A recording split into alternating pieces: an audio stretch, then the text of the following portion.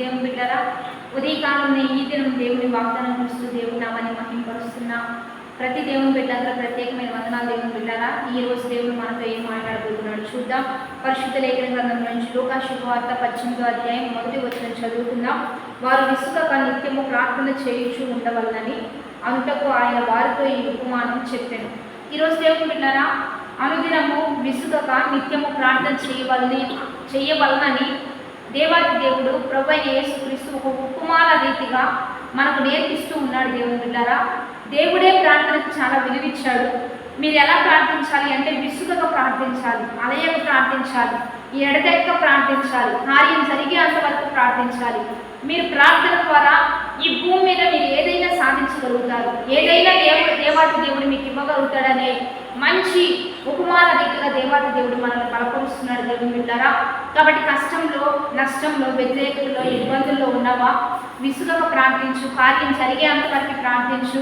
ఇక్కడ దేవాది దేవుడు ఏ రీతిగా ప్రభువైన యేసుక్రీస్తు ఉపమానం తెలియజేస్తున్నాడంటే, బైబిల్ గ్రంథంలో ఒక అన్యాయస్తుడైన న్యాయాధిపతి ఉంటూ ఉండగా ఒక పేద విధవరాలు మరి తనకు న్యాయం కొరకు తన ఎద్దుకు పదే వస్తున్న సందర్భాన్ని దేవాది దేవుడు ఇక్కడ తెలియజేస్తూ ఉన్నాడు. దేవుని బిడ్డలారా, ఆ విధవరాలు తన ఎద్దుకు వచ్చి, అతనికి మనుషులంటే భయం లేదు, దేవుడంటే భయం లేదు, కాబట్టి ఎవరిని లక్ష్యం చేయడు కాదు కనుక మరి అన్యాయస్తుడైన న్యాయాధిపతి, ఆయన న్యాయాధిపతే కానీ అన్యాయస్తుడు అంటే న్యాయం చేయడు, ఎప్పుడు ప్రజలకు మంచి చేయడు, కానీ అతను న్యాయాధిపతి.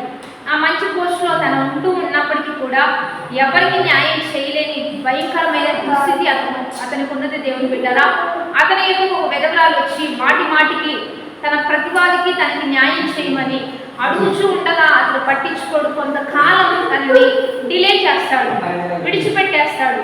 కానీ దేవుని బిడ్డలారా, ఆమె పదే రావడం వల్ల, గోచాడడం వల్ల ఈమె మరలా వచ్చి నన్ను విసిగించకుండా, అడగకుండా ఉండడానికి అతను వెంటనే న్యాయం చేస్తాడు. కాబట్టి మీరు కూడా మరి పదే అడుగుతూ ఉంటే, మీరు ప్రార్థించగా దేవాది దేవుడు ఖచ్చితంగా మీకు సహాయం చేయగలదనే ఉపమానాన్ని దేవాది దేవుడు తెలియజేస్తూ ఉన్నాడు. ఆయన దీర్ఘశాంతుడు, ఆయన మంచివాడు, ఆయన ఇంకా కృప చూపువాడు, ఆయన న్యాయస్తుడు. అన్యాయస్తుడైన న్యాయాధిపతి న్యాయం చేస్తే ఇంకా ఆయన న్యాయవంతుడు, మంచివాడు, మంచి మనసు కలిగిన వాడు, దీర్ఘశాంతం కలిగిన వాడు ఎందుకు న్యాయం చేయడు? కాబట్టి ప్రార్థించడం మీ వలన అయినప్పుడు కార్యం జరుగుట కూడా దేవుడు వలన అవుతుందనే వాక్య సందేశం దేవాది దేవుడు ఏం తెలియజేస్తున్నాడంటే, ఒకటి మీరు ప్రార్థన చేయగలిగితే దేవుని వలన కార్యం కూడా జరుగుతుంది అనే విషయాన్ని దేవాది దేవుడు మనకు తెలియజేస్తూ ఉన్నాడు. కాబట్టి ప్రార్థిద్దాం, విడుదల పొందుకుందాం, దైవికంగా దీవించబడదాం, ప్రార్థన చేద్దాం. తండ్రి, ఈ దినము మీరు మాకు ఇచ్చిన బలమైన వాక్కును బట్టి నీకే మహిమ. విసుకకు ప్రార్థించాలయ్యా, అలేక ప్రార్థించాలి, సొమ్మశిలక సాగిపోవాలి, ఎడతెక్క ప్రార్థించే మంచి అభిషేకాన్ని ఉదయకాలంలో బిడ్డలందరికీ దయచేసి వారందరికీ విడుదల, అద్భుత, ఆశ్చర్యకరమైన కార్యాలు మీరే జరిగించి నీ నామానికి మహిమ తెచ్చుకొని బర్త్డేస్, మ్యారేజ్ డే జరుపుతున్న వారికి కూడా దీవెనలతో, ఆశీర్వచనలతో నింపమని, 50 దినాలు ఉపవాస ప్రార్థనలో కృప చూపించి జరిగిస్తూ అద్భుతాలు జరిగించమని యేసుక్రీస్తు నామం పేరిట అడిగి వేడుకొని ప్రార్థిస్తున్నాము గొప్ప తండ్రి, ఆమేన్. దేవుని బిడ్డలారా, 50 దినాలు ఉపవాస ఆరాధన జరుగుతున్నాయి. ఈ దినము దేవుని బిడ్డలారా 40వ ఉపవాస ఆరాధన మీరు కలుసుకోండి. దైవికంగా దీవించబడదాం, ఆశీర్వదించబడదాం. Have a blessed day.